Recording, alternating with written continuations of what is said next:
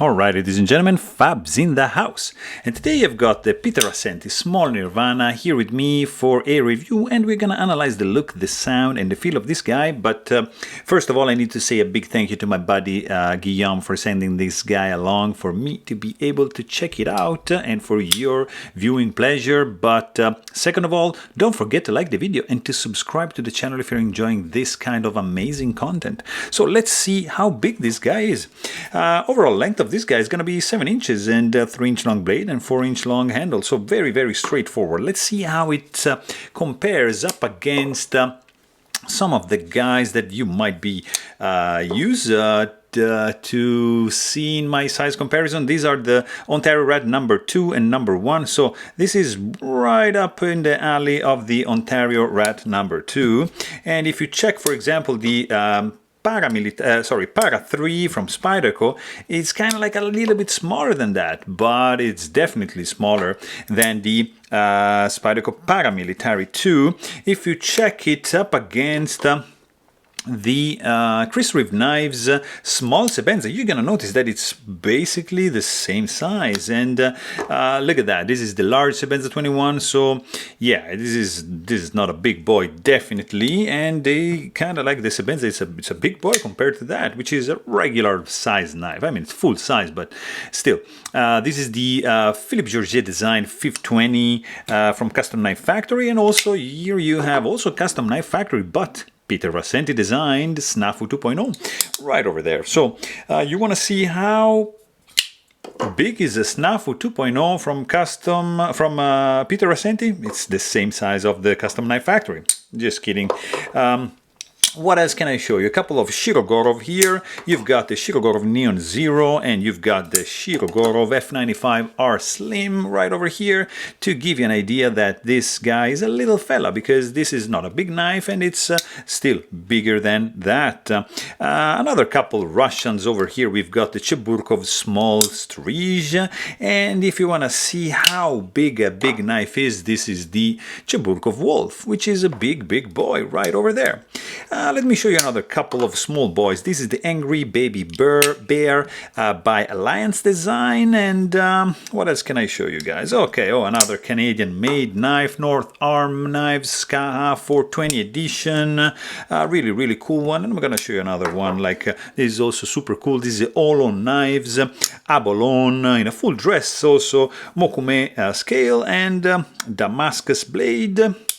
Since we're talking about full dress, I'm going to show you another couple of full dress blades. This is the Fontenil Pateau La Guyole, and this is the Fontenil Pateau Laitiers Nature series, both nicely dressed with the mammoth scales. What else can I show you guys? I'm going to show you this bad boy right over here. This is the Skiff Knives Drifter. Really amazing milling lines going on, and I'm gonna show you also this US made Holt Bladeworks Spectre Prestige version 2, and what else? Okay, let's do this. Alright, since we are here, we have to do this. Yes, guys. 3 Nirvanas in the house. They are all fully dressed for your viewing pleasure. So you can also see how the big Nirvana, the large Nirvana, is compared to the small Nirvana. So yeah, guys, this is a fantastic one. It's really good for different reasons. Its size and its shape, its look, it's the main thing that it's attracting me. This is a great little fella for sure. It's fantastic. It's a Mokutai full integral handle. Just one piece of Mokutai billet, I guess, from Chad Nichols, I think, employed to create this solid handle right over here. Would you take a second to enjoy and take in this chunk of Mokutai that Peter Rassenti milled out to create this Small Nirvana. Really, really cool indeed. Made in Canada, of course. It's a great knife. It's not a cheap one, guys. This is gonna be around the $2,800 range. So very, very expensive. There's no option for any lanyard hole. You've got some nice chamfering going on all around. Look at these layers of the titanium alloys that are like anodized to shine and to reflect the light in this way, so you can actually see the layers, which you can actually appreciate better, maybe like this on the spine. Fantastic. It's just beautiful. You've got a little bit of lock release relief here. There's some area for your thumb to be able to access the lock bar and disengage the lock bar. Nicely done. There's no stainless steel lock face insert because Peter never does that.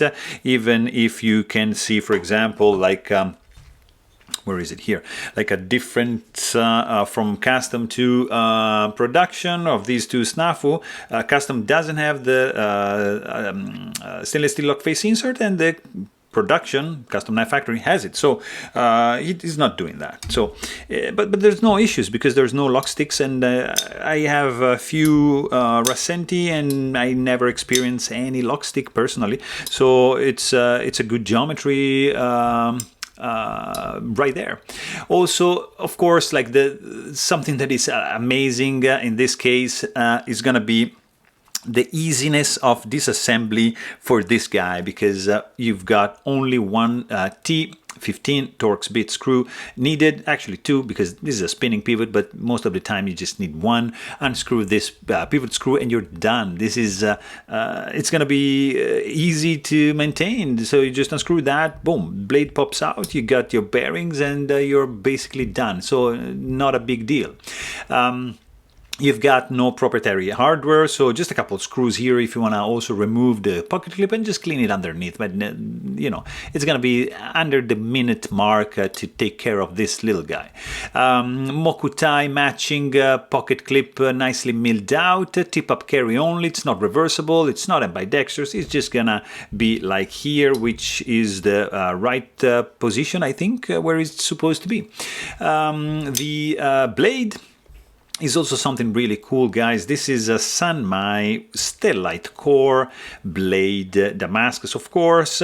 You've got a central core in Stellite, and then you have a jacket in Damascus all around, and you can actually appreciate it on the spine. Like here, you see it's a little bit bent. It's not perfectly symmetrical because it's really, really tough to predict how it's gonna be the jacket and the core, because you see, like on this side you have more core exposed than this side, and this side you have like this area over here and just a little bit on the tip. So it's very, very difficult to predict how the Sanmai it's gonna look at the end of the grinding process, so it's just gonna be a surprise.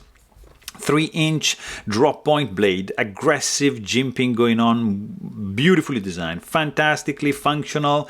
It's absolutely gorgeous, nicely done. The swedge goes from this point right down to the tip of the blade.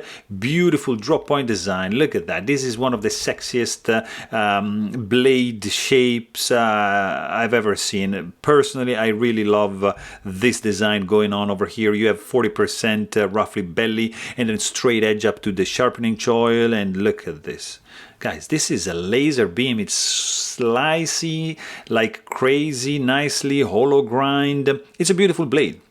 Nice plunge grind, nicely rounded off, which kind of like melts and merges with the flat over here, which has a nice and matte finish. This high contrast Sanmai Damascus, it's just fantastic. Also, Spidey Hole, of course, there's no billboarding going on. The Spidey Hole in this case is a little bit on the sharp side. I would have preferred a little bit of chamfering going on, but I guess an argument could be made, because this is gonna be a lot more grippy for the deployment with your thumb, or with your like if you want to do like a Spidey flick, it's gonna be just giving you traction for the opening action. So there you have it. Also, you have, of course, no billboarding going on the blade, because why you would ruin such gorgeous blade. You have basically a little bit of thumb ramp also over here, and overall just a fantastic blade.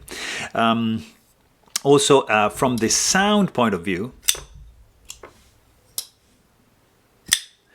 this is the sound this guy makes, because it's very interesting. It's looked like the sound is trapped inside the handle, because there's no way for it to escape, being an integral knife. So that's the clacky sound that you get when the blade locks in place. It's just beautiful. It's unique. I love it. Fantastic. When you close the knife, you just have like this muffled and zero resounding, absolutely not sharp, soft and sweet clink of a sound, which is absolutely pleasant to your ear. So very, very nice, classy touch. I love the sound of opening and closing. Absolutely opposite. Clacky and clinking. Loud and soft. I love it. The weight in the pocket of this guy is going to be 3.1 ounces, so really, really nice, really, really light and really compact, but also you have some kind of density in the hand, so it's going to translate into something of high quality. From the hotspot point of view, you don't really have any hotspots. I really appreciate this area over here. Like this finger groove, it's perfect because it just lays down on my finger like perfect, like that, and you just grab the knife and you take advantage of the jimping, and you're pretty much set to use your knife. So really, really cool. I wouldn't really do any reverse grip because it's kind of like a small handle for my hand size, but it's kind of doable, I guess. Not really up for any choke up because there's no finger choil, but like up to this point you're gonna be pretty much good to go. Of course, this guy feels absolutely solid in the hand because it's a solid chunk of mokutai, so it's not gonna go anywhere. It's super sleek and slippery, I would say, because there's no texturing going on the handle. It's just like a plain and flat there's no milling going on, so it might be slippery, but fit and finish is spot on. There's nothing to be, no gap to talk about because there's no gaps. There's only maybe like the zirconium pivot collar that could have some issues, but of course it's perfect, so no issues whatsoever. Clip ramp is functional, nice and long. I appreciate it, and you have a nice strong retention to the clip. Deployment speed, it's fast because you have caged bearings going on underneath the hood. You have also, like if you check, I don't know if you can see right over here, you see there's a stop pin. It's like beautifully done. Maybe you can appreciate it better like over here. And it's kind of like camouflaged into this mokutai pattern, but it's right there. So yeah, right there. You can see right there. So very, very interesting indeed. You've got light, I would say light side detent holding the blade in place, nothing too dangerous. You're not going to be able to touch the tip of the blade because it's safely recessed and protected by the heel of the handle, so really, really cool.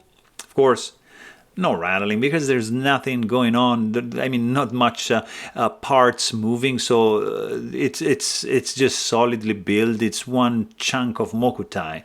Lock is quite easy to disengage, so no issues whatsoever. I would have preferred maybe a little bit more. Detent ball ramp is absent because Peter is not doing that, so you have a little bit of a hard step when you try to close the blade, but nothing too crazy.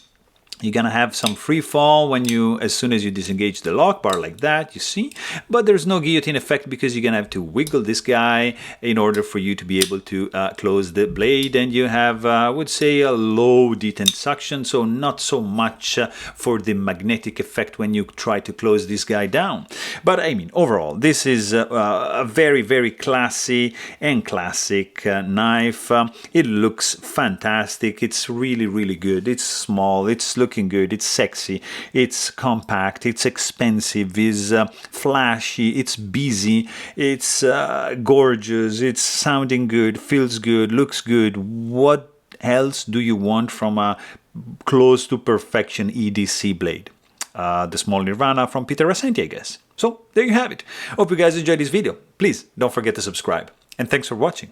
Stay tuned.